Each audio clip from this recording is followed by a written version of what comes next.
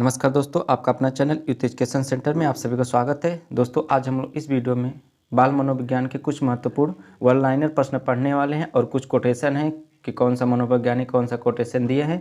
तो ये आपका यूपी टेट, सी टेट और सुपर टेट के लिए अति महत्वपूर्ण वीडियो होगा। तो वीडियो के अंत तक आप लोग बने रहिएगा। जो लोग चैनल पर नए हैं चैनल को सब्सक्राइब करिएगा। तो शुरू करते हैं हम लोग। पहला प्रश्न हमारा क्या कह रहा है कि जे.बी. वाटसन ने मनोविज्ञान के किस संप्रदाय का प्रतिपादन किया है? तो इन्होंने व्यवहारवादी संप्रदाय का प्रतिपादन किया है जे.बी. वाटसन ने। अगला प्रश्न है प्रश्न नंबर दूसरा, बुद्धि इकाई सिद्धांत के प्रतिपादक हैं। तो बुद्धि इकाई सिद्धांत के प्रतिपादक हैं आपके स्टर्न। अगला प्रश्न है मनोविश्लेषणवाद के जनक कौन है? तो मनोविश्लेषणवाद के जनक है आपके फ्रायड। अगला प्रश्न है प्रश्न नंबर 4, आत्मनिरीक्षण विधि के प्रतिपादक कौन है? तो ये है आपके हार्लॉक। आत्मनिरीक्षण विधि के प्रतिपादक हार्लॉक है। अगला प्रश्न है प्रश्न नंबर 5 है, शिक्षा मनोविज्ञान अध्यापकों की तैयारी की आधारशिला, यह कथन किसका है? शिक्षा मनोविज्ञान अध्यापकों की तैयारी की आधारशिला, यह कथन है आपका स्किनर का। अगला प्रश्न है प्रश्न नंबर 6 है, शिक्षा की सफलता का रहस्य क्या है? तो शिक्षा की सफलता का रहस्य है मनोविज्ञान का ज्ञान होना चाहिए। एक शिक्षक को मनोविज्ञान का ज्ञान होना जरूरी है।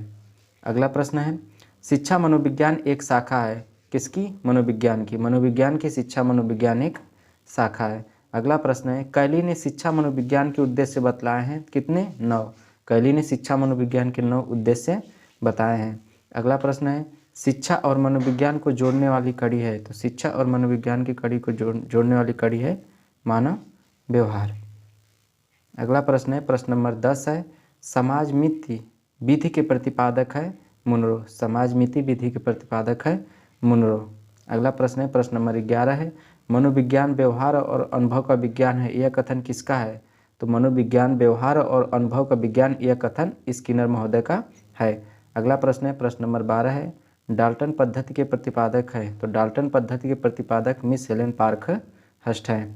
अगला प्रश्न है प्रश्न नंबर 13 है, किस नियम के अनुसार प्रतिभाशाली माता पिता का संतान निम्न कोटि की होती है? तो वो कौन सा नियम है? प्रत्यागमन का नियम के अनुसार प्रतिभाशाली माता पिता की संतान जो है निम्न कोटि की होती है। अगला प्रश्न है, किसने सामान्य प्रवृत्तियों को सुख को खोजने वाला और दुख से बचने की प्रवृत्ति कहा है? तो ये कहा है डम्बिल ने।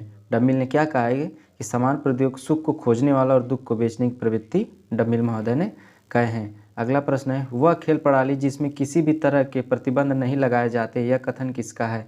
वह खेल प्रणाली जिसमें किसी भी तरह के प्रतिबंध नहीं लगाए जाते हैं, यह कथन है डाल्टन महोदय का। अगला प्रश्न है, खेल के पूर्व अभिनय सिद्धांत का प्रतिपादन किसने दिया है? तो ये दिया है मार्ल ब्रेंस ने। अगला प्रश्न है प्रश्न नंबर 17 है, वातावरण व बाहरी शक्ति है जो हमें प्रभावित करती है, एक कथन किसका है? रास महोदय का। रास महोदय ने कहा है कि वातावरण और बाहरी शक्ति है जो हमें क्या करती है? प्रभावित करती है। प्रश्न नंबर 18 है, बीजकोष निरंतरता का नियम किसने दिया है? तो बीजमैन ने दिया है बीजकोष निरंतरता का नियम। अगला प्रश्न है, 20वीं शताब्दी को बालक की शताब्दी कहा है क्रो एंड क्रो ने। 20वीं शताब्दी को बालक की शताब्दी किसने कहा है? क्रो एंड क्रो ने। प्रश्न नंबर 20 है, ऐसा शायद ही कोई खेल हो जिसमें 10 वर्ष के बालक न खेलते हों, यह कथन किसका है?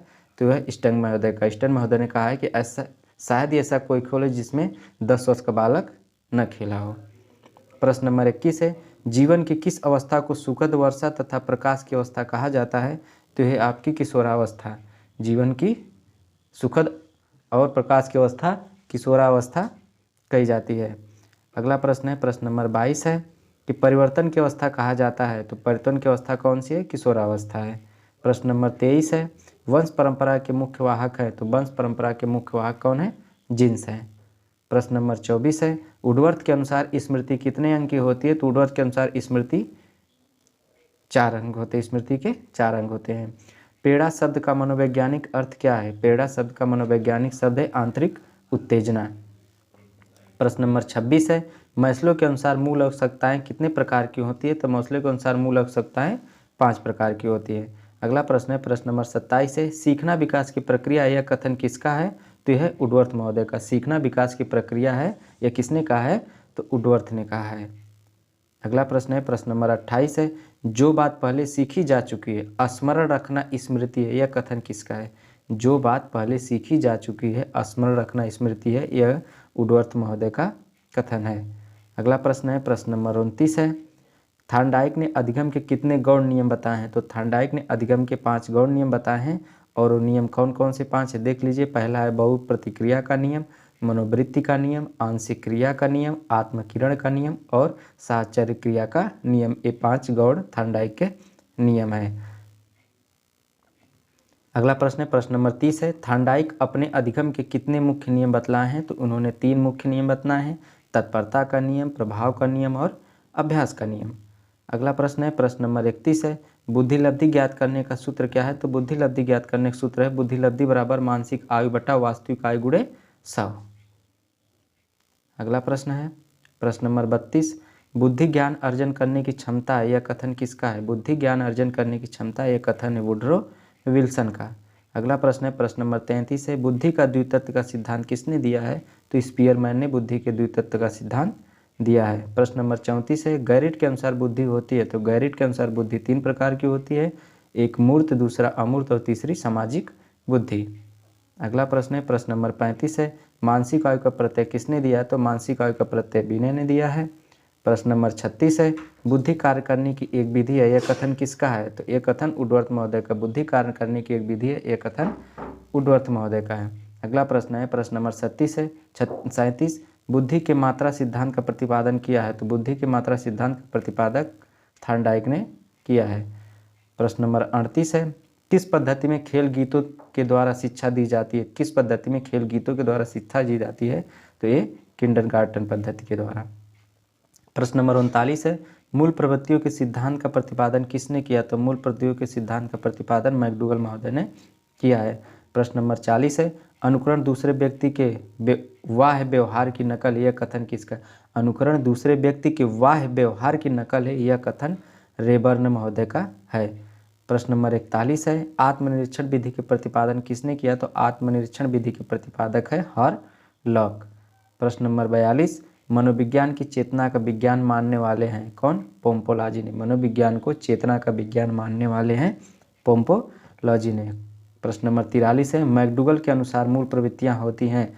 तो मैकडूगल के अनुसार मूल प्रवृत्तियां आपकी 14 होती हैं।